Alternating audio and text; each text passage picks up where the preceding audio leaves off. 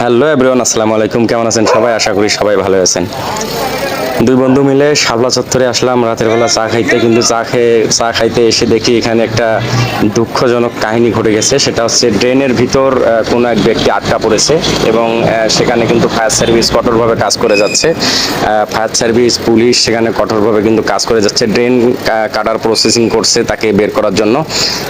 কিভাবে বের করলো এবং কাকে বের করলো, আপনারা যদি পুরো ভিডিওটা দেখেন তাহলে বুঝতে পারবেন।